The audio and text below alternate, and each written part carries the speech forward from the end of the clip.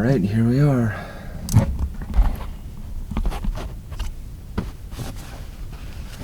Getting blanket. Light. Power.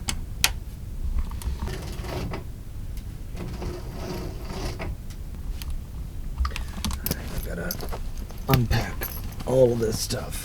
Put what I can in here. Repack it and get out of here. Alright, so what's the plan? Plan is to head up to Kowloon Nunnery first. And then after that, sunset at Kowloon Park, the site of the old Kowloon walled city. The rain is threatening, but the threat is being rebuffed. It's a beautiful day in Kowloon.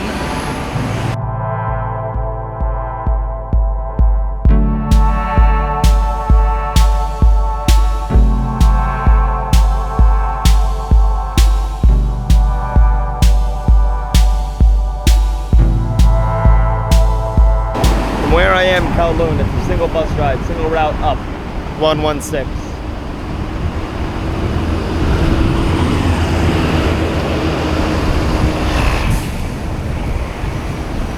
Which just passed us, so.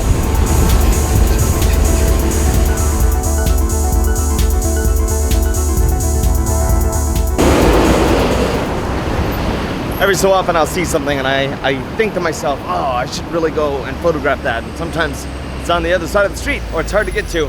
And then I have to do that internal debate of, oh, whether or not I want to go and go through all the effort to go and take that photo. And then I remind myself, Torin, you're on the other side of the world. You're doing this for a reason. Never miss an opportunity to take a photo. So I went across the street. Was it worth it? I don't know, but at least I won't feel guilty about it later. Never live with a what if. Here's the light bus, taxi, regular bus. Bus.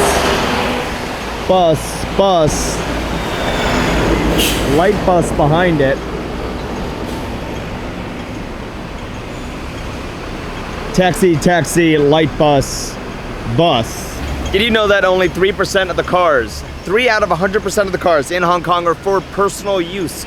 The rest of the vehicles are commercial, and by the looks of it, it's almost all public transportation.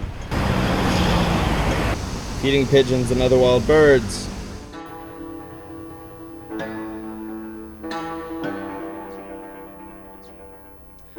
The statuesque Kowloon Nunnery in Diamond Hill stands as an urban oasis, dividing between the crush of Kowloon and Lions Rock, the hill behind it. It's an immense complex, most of which is hidden behind the main temple that you see here. Cordoned off from the rest of us who don't have more devout purposes to be there. It looks almost like the postcard of a Buddhist temple. The mental idea of a temple, the sketched rendering of a temple before the temple is actually built, before they lay down the first stone. Perhaps that's a side effect of the fastidiousness of the monks and nuns who worked there, or perhaps it's because the complex was only finished in 2000. The new temple was meant to imitate the style of the Tang Dynasty, which is a 300-year period where Buddhism first flourished in China. The nunnery is built from cypress and granite. Cypress was from all around the world, which is assembled according to an ancient interlocking system, meaning that the entire structure is built without a single nail.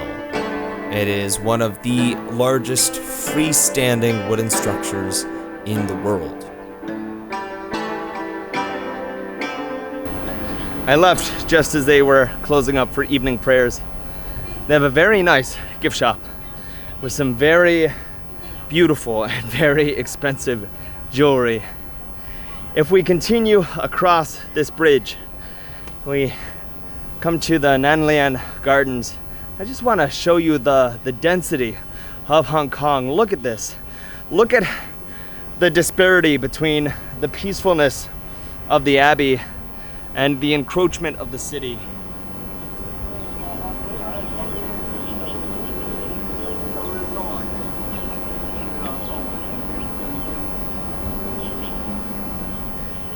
it really is incredible, this dichotomy, this juxtaposition of tradition and modernity. And you get that sense everywhere in Hong Kong. And I'm sure that the same sense is felt not just in Hong Kong, but in Japan and in Korea. It'll be very interesting to see how Vietnam is in 15 to 20 years, because I think it'll embody that same strange dualism. The Nan Lian Garden, which is right across from the Nunnery, is built in the exact same Tang style, and it has the exact same feeling of newness. And perhaps that's best exemplified by the name of its centerpiece, the Pavilion of Absolute Perfection, gilded in gold paint and surrounded on either side by two bright red Zawu bridges. It feels like the type of place where nothing is accidental, every leaf is perfectly picked, every rock is perfectly placed. It's astoundingly, overwhelmingly, and perhaps disturbingly beautiful and well maintained. It's also completely free to the public, so it's a great idea if you're in Hong Kong, you're on a budget, and you're craving some nature. It was beautiful, peaceful, gorgeous, well kept, well curated, and dare I say, Buddha-like.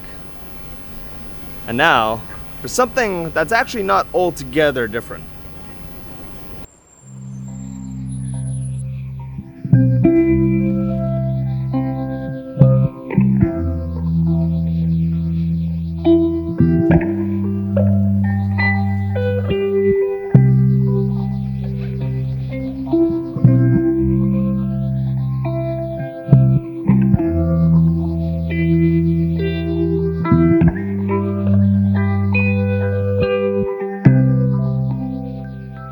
This place has been on my bucket list ever since I was a late teen.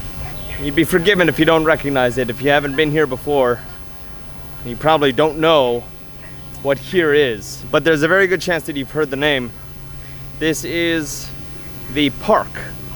That is the only living vestige of the Kowloon walled city, the infamous Kowloon walled city. One of the greatest organic social and architectural experiments in human history. For me, it's an endless source of fascination. Oh my God. Kowloon is probably the closest that we've ever gotten to an actual arcology. What was initially a walled fort that ended up being housing over 50,000 residents and creating its own cottage industries, completely unregulated and mostly cut off from the arm of the law. Destroyed in 1993 in this spot. And I've wanted to visit ever since I was a kid. Now they've built a very nice park here in the model of a Qing Dynasty garden that highlights many of the monuments, many of the old buildings that predated the modern walled city, many of the findings from the archaeological digs that occurred after the demolition. And it is a very interesting place to visit, and now beautiful and peaceful, calm and quiet. If I'm being completely honest, I don't care about the features of the garden. Just being here was the point, right? Because there was something here before. And even though it's gone now, the ghost of it remains. And of course, they've civilized the uncivil ghost by building their model of civility on top of it. Isn't that always how it happens? It's incredible how a place can be changed by sheer force of will. How a wound can be sterilized. Here's a scale model of the Kowloon walled city. Not one building but an intricate maze of interconnected buildings, all acting as a single body. And of course, they built them all because that's such a human thing to do.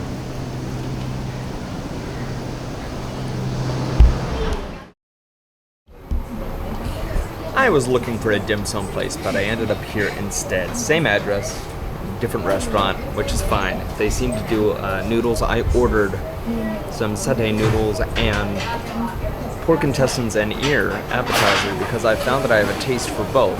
I ate both without knowing what they were the first time, and I went, that's how you're supposed to do it, right? Because once you go, oh, this is delicious, then it's not weird anymore. It's been a long day, a lot of walking. Crossed off a bucket list item, which is good for the soul. We got dry noodles, looking delicious. A little bit of looks like pork floss on them right there. This looks like tofu, and then pork intestine and pork ear. You can tell the pork ear because of the cartilage right there.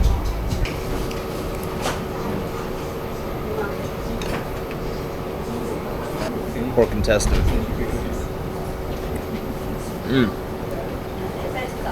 Cooked perfectly. Tofu, everything has the sweet sauce on it. Really, really good.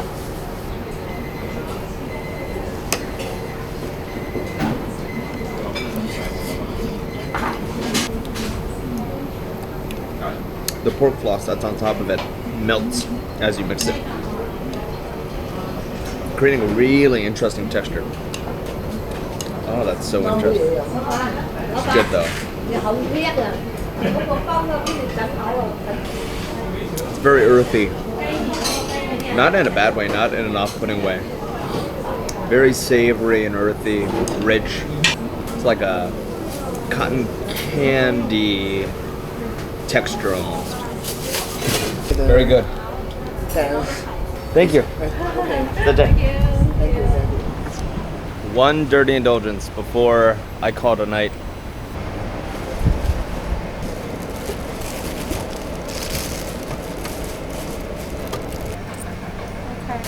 Good. Pineapple bun, something that will be sorely missed once I return to Vietnam.